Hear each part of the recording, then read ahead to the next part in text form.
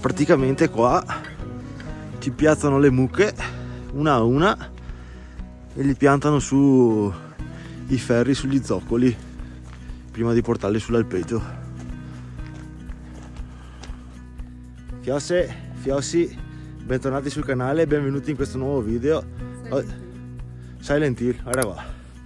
Oggi vi diamo il benvenuto dalla ridente frazione di Agai, di Livina Longo di Col di Lana, e la nostra destinazione oggi è quella di raggiungere il bivacco Brigata Alpini Cadore. Praticamente ripercorreremo i percorsi che durante la prima guerra mondiale i nostri militari hanno affrontato e poi vi racconterò come è andata a finire in quei tempi. Adesso praticamente abbiamo parcheggiato lì sotto, che è l'ultimo parcheggio alla fine del paesetto, e subito da là, come avete visto, c'è la fontana e parte subito il sentiero. Andiamo avanti e vediamo cosa riusciremo a vedere con questo super mega tempo. Vabbè, chissà che manco non piova.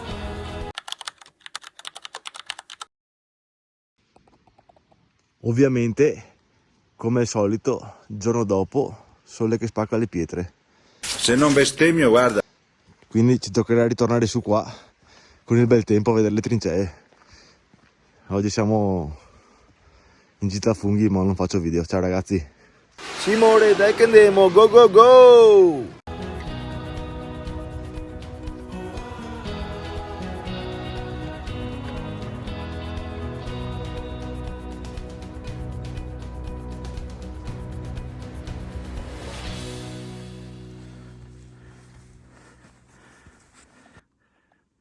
Ecco a voi come lavora il bostrico.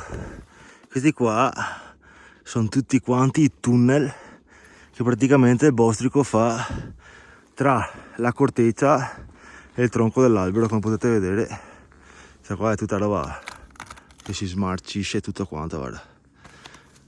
Il bostrico, andiamo su. Nuvole basse e caldo umido. È solo il 26 di ottobre. Vabbè. Dopo poco dalla partenza arriviamo al primo bivio. Proseguendo dritti si continua verso il Terriol Ladin. Invece salendo verso sinistra si va verso la nostra destinazione. Legnaia artistica. Non so quanto comoda, ma artistica. Quello è il sentiero.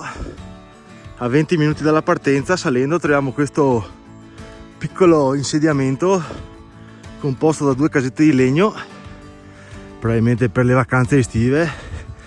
Qua addirittura di là c'è la fontana, su quella dietro c'è la fontana ma non butta acqua. Di qua è proprietà privata, un bel plateatico, guarda che roba cantana, bello. E c'è anche la fontanella con l'acqua. Adesso noi continuiamo a salire lì, che c'è il bacchetto col segnale rosso e bianco. Ah, montano anche le altalene d'estate. Te pararano. Ne arriviamo da là, dal paesino di Agai, e qua incrociamo la strada che sicuramente era la strada utilizzata probabilmente anche al tempo, probabilmente, sicuramente, non si sa, vabbè, insomma, immagino io, utilizzata al tempo dai militari per raggiungere la cima, e si parte dall'agglomerato di case di Palla, che è poco prima di Agai. E adesso per un pezzo continuiamo per la strada adesso, che probabilmente si potrebbe continuare anche su di qua, ma facciamo un po' di strada. Aspetta che ne approfitto dello spiraglio del sole. Guarda che colori ilarici, cominciano a diventare gialli, arancioni. Ah, foliage. Sì, comunque siamo in maniche corte, come si può notare. Cambiamento climatico, compra elettrico. Andiamo avanti. Guarda che colori, guarda che bello. Guarda, silenzio e pace. Quello lì ci ho dato un'occhiata, è un fienile, bello anche perché è chiuso bene, quindi se ci si vuole riparare, se non c'è il fieno dentro va bene.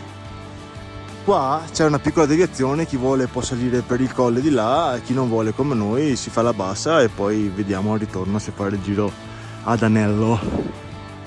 Adesso che si apre un po' potete vedere là in fondo la piana del Mondeval, che abbiamo fatto un video, quindi magari ve lo lascio qua su da qualche parte, andate a vedere anche quello che è molto carino, un percorso semplice e panoramico. Qua avanti vedo un'altra bella fontana con tanto di capitello, adesso ve lo faccio vedere. Ecco qua, fontana con panchetta capitello, consuelo che non perde occasione per appoggiare le natiche, e la stradina prosegue giù per di qua. Quando siete in giro a camminare tenete sempre gli occhi aperti, perché può capitare che per esempio noi qua dentro sul capitello abbiamo trovato non uno ma ben 5 e 1 6 sassi, un sasso per un sorriso. Questi qua li ho fatti tutti quanti la Giulia l'8 marzo del 2024. Giulia, adesso intanto ti riportiamo da qualche altra parte, 1 o 2, e poi ti diciamo dove li lasciamo. Ciao Giulia. Una volta arrivati a Pian della Chiccia, il divertimento su strada forestale / militare si interrompe e adesso si parte per il sentiero. Mi sa che da qua comincia a tirare un po'. Andiamo a vedere com'è.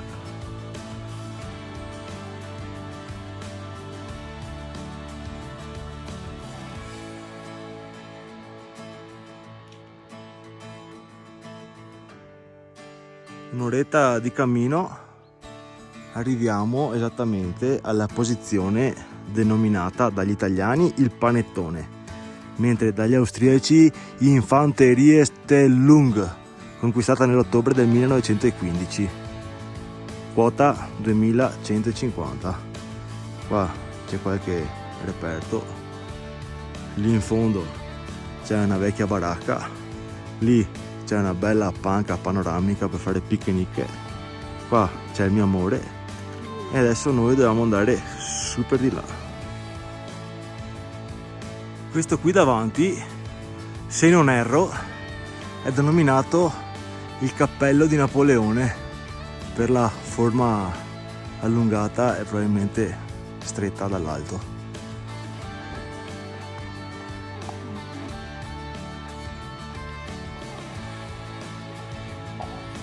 Se adesso si muove lo vedete, guardalo, guardalo, torna su, no, resta basso, vabbè, di buon auspicio magari su ne troviamo altri.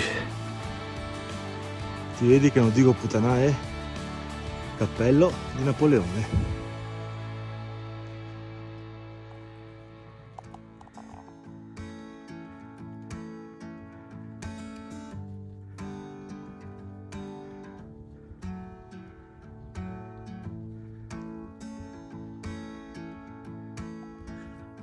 Arrivati più o meno in vetta, beh insomma più o meno che più, qua ci sono i resti della prima postazione militare della prima guerra mondiale.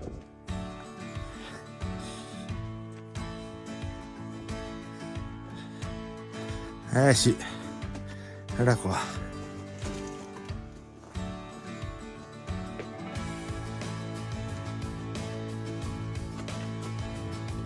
Qua era di sicuro o un ricovero, un magazzino di stoccaggio, munizioni, viveri, robe varie.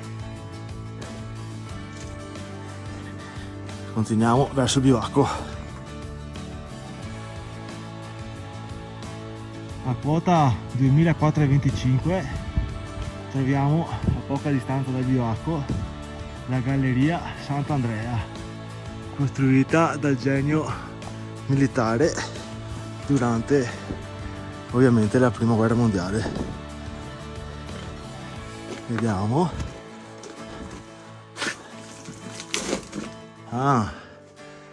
Fisso un attimo una torcia, aspetta un attimo. Sì, è proprio una galleria. Adesso non avrei tanta voglia, magari dopo rientrando prendo una torcia e vedo fin dove arriva. Tanto andiamo verso il bivacco. Ed eccoci accolti da questo maestoso panorama. Dopo 2 ore spaccate di orologio e 710 metri di dislivello siamo arrivati al bivacco Brigata Alpini Cadore. Ciao. Pensavamo che si aprisse il tempo, invece qua nebbia in Val Padana, Pardessa e Venezia con nebbione. Adesso andiamo a vedere il bivacchetto. Ovviamente consiglio scontato: in montagna portatevi anche quello che non serve, perché non si sa mai, meglio portare un po' di peso in più e se serve avere la roba piuttosto che non portare niente e che se serve non averla. Per esempio cappellino, giubbottino, perché a 2500 metri questa giornata qua a fine ottobre non è caldo. Dai che vi mostro il bivacco adesso. Oh, bivacchetto, è un bel bivacchetto, a me sembra ben tenuto, mi sembra anche bello isolato, senza spifferi. Qua abbiamo 3 belle panche, un bel tavolo, lì ci sono i vari libri di vetta, qua ci sono un po' di ricordi di chi purtroppo non c'è più. Come sempre mantenere ordinato, riportare i rifiuti a valle. Dalla parte di qua al buio ci sono 2 letti a castello, quindi 4 posti letto, un armadio con all'interno viveri, un po' di coperte di lana e niente. Avevo letto un'ultima recensione che diceva che era sporco, tutto pieno di cacche di topo qua e là. Io ho guardato e onestamente non mi sembra. Sopra là c'è un soppalco con varie attrezzature, bracci, robe per fare la brace, perché secondo me ogni tanto vengono su a fare qualche manifestazione rievocativa, perché questa qua, Col di Lana, è un posto molto importante di rilevanza storica per la prima guerra mondiale, che adesso magari vi spiego qualcosa. Andiamo a vedere cosa c'è intorno al bivacco però, perché qua dietro c'è il mio amore che mi aspetta per andare a vedere la chiesetta qua dietro.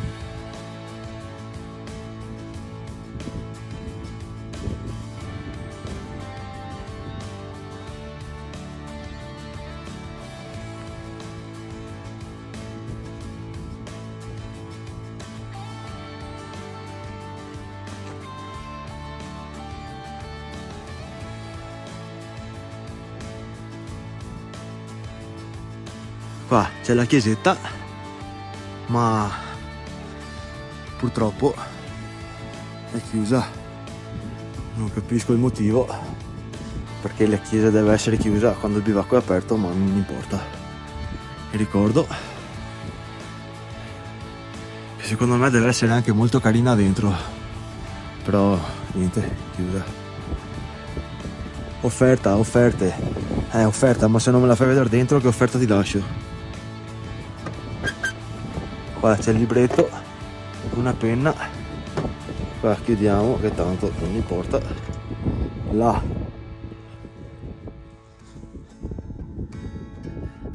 tutto chiuso.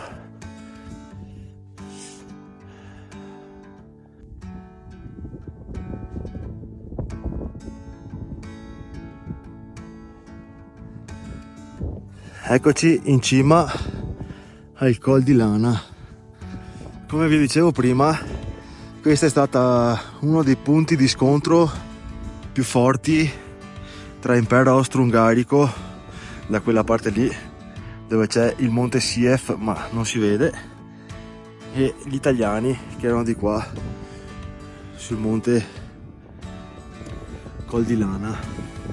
Praticamente qui fin dal 1915 hanno cominciato a scontrarsi. Poi morti di qua, morti di là, non c'erano avanzamenti.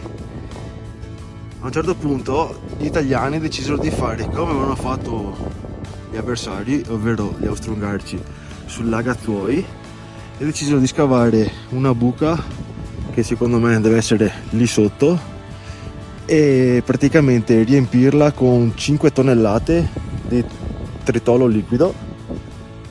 E la notte esattamente del 17 aprile 1916, all'incirca alle 11:30 di notte, hanno fatto esplodere tutto e praticamente hanno decimato lo schieramento avversario. Hanno ucciso una cosa come 150 soldati avversari e i 130 sopravvissuti sono stati fatti prigionieri e portati dalla parte di qua, insomma. Giù per di lì ci dovrebbero essere tutti quanti i fortini, solo che onestamente con questo tempo non è che mi fiderei tanto di andarli a vedere. Adesso magari mangiamo qualcosa e poi dubito migliorerà il tempo, però è un'altra cosa, insomma. Pensavo fossero meglio queste previsioni per oggi, e invece... giusto per concludere il discorso prima guerra mondiale, alla fine i militari italiani restarono qui sopra fino al 1917, adesso non so bene il mese, il giorno, ma fino a praticamente la disfatta di Caporetto. Poi praticamente sono tornati giù da qua e questo non è più stato toccato come posto di scontro della guerra. Scusatemi se non sono proprio così tanto documentato, ma io ho sempre la memoria da criceto, quindi vi racconto quello che riesco a ricordarmi, e se anche lo leggo 5 minuti prima poi faccio difficoltà a ripetere pari. Intanto ci sono i corvi. No, non siamo in punto di morte, non vi preoccupate, non è ancora ora per noi. Guarda questo. Tac. Adesso che si è aperta leggermente la vista, ma proprio leggermente, lì in fondo, ecco, adesso si è chiuso un'altra volta, ma lì in fondo proprio quello è il lago di Alleghe. Alleghe Lakes, Alleghe Lake, vabbè, comunque insomma. Sono arrivati anche 3 ragazzi dalla Repubblica Ceca. Adesso andranno solo a vedere la chiesetta, resteranno male anche loro perché la chiesetta è chiusa. E vabbè. In merito al bivacco mi sono dimenticato di dirvi che non sono presenti nessun tipo di stufa, quindi però tutto sommato da fuori a dentro c'è comunque una bella differenza, quindi vuol dire che è abbastanza ben cimentato il posto. E adesso so che siete curiosi, cosa mangeranno oggi in bivacco i nostri amici? Oggi facciamo una bella zuppa di ceci con aggiunta di pancetta fatta già a casa con un po' di scalogno. Non penso che vi serva a capire come farla perché insomma è una monada. Io metto 2 secondi, zuppa di ceci sul fornelletto e questa alle via andare. Sì, amore. Ecco la nostra zuppetta bella fumante. Guarda che bei ciccioli di pancetta. Buona. Ceci e pancetta. Buona. Buon appetito, Fiossi. Ciao. Scotta però. Scotta? Ciao, fuori è freddo. La zuppetta scotta. Scalda sto meghetto, zuppetta. Come sempre, immancabile birretta. Guarda che schiumetta. Schiumetta. Cinci amici. Facciamo anche un teino, perché no? Anche i fumetti la conso, così si stappa il naso e consa il tè. Eccoci qua, come al solito abbiamo lasciato il bivacco meglio di come l'abbiamo trovato, come se neanche fossimo passati. Effettivamente sì, ho trovato un po' di cacchette di ghiro o topo, per quelli che si lamentano, cacchette di ghiro, tutto è sporco. Ricordatevi che la montagna, prima che dell'uomo, è degli animali, e quindi poretti, se trovano da stare al caldo si buttano dentro. In più, se lasciate le immondizie, frego e qua e là, le bestie va dentro perché vanno in cerca di mangiare. Quindi tenete puliti questi bivacchi, che non è di tutti, quindi bisogna tenere pulito. Adesso, con quel bel clima prettamente autunnale, andiamo verso giù. Ci vediamo probabilmente alla macchina. Mi dimenticavo, Giulia, poi lo metto anche sulla pagina Facebook, un sasso per un sorriso. Il tuo sassolino l'abbiamo lasciato qui al bivacco Brigata Alpina Cadore, va bene? L'abbiamo portato un po' più in alto, l'abbiamo lasciato esattamente sopra alla tavola. Era sopra la tavola, amore? Ah, l'ha messo sopra un quadretto, mio amore, quindi è là al sicuro. Il prossimo che viene può portarlo da qualche altra parte. Andiamo giù. Adesso vi porto dentro la galleria che vi ho fatto vedere prima all'andata, che adesso non ho capito bene se è quella utilizzata per far esplodere la super mina che vi ho detto prima, o se in realtà ci sono state due mine diverse, una su Col di Lana e una sul Monte Sief, però non sono purtroppo così tanto documentato. Qua, oltre che una scoassa della lattina, non si va più avanti perché qua è crollato tutto, quindi qua c'era la galleria ma non c'è più. Bene, meno fatica per Gianluca.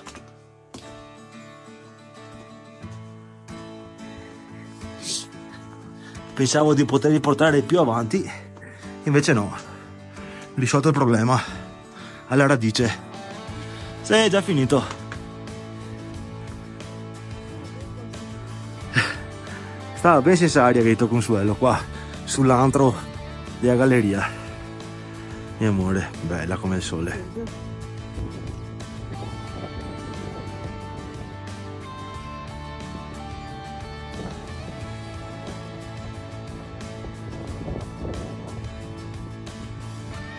Quando si dice che bisogna guardare i particolari, siamo rifermati alla fontana dove abbiamo trovato i sassolini della Giulia.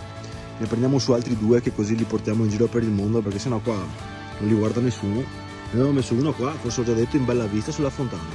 Ma poi guarda la fontana. Non ho trovato il pezzo superiore di un elmetto da queste parti qua. E hanno fatto dove butta fuori l'acqua a forma di elmetto. Bellissimo. Cioè, guarda che roba. Troppo bello. Bravo l'artista. Era qua, foliage.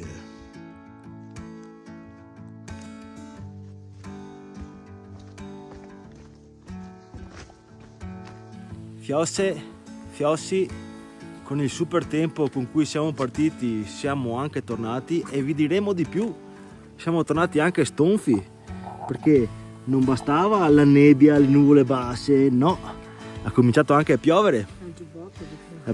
Giubbotto, ma giubbotto tiene l'acqua, giubbotto Decathlon, 10 euro, 15 euro, non so, 25, vabbè, quello che sia. Giretto bello, interessante, storico. Quando si arriva in cima c'è da pensare a quello che è successo in passato e che purtroppo continua a succedere, perché d'altronde i potenti comanda e gli sfigai more. Sono all'incirca 7 km andata e ritorno per 730 metri di dislivello. Spero che vi sia sembrato interessante questo video. Se così fosse, vi aspettiamo la prossima volta. Fiossi, ciao!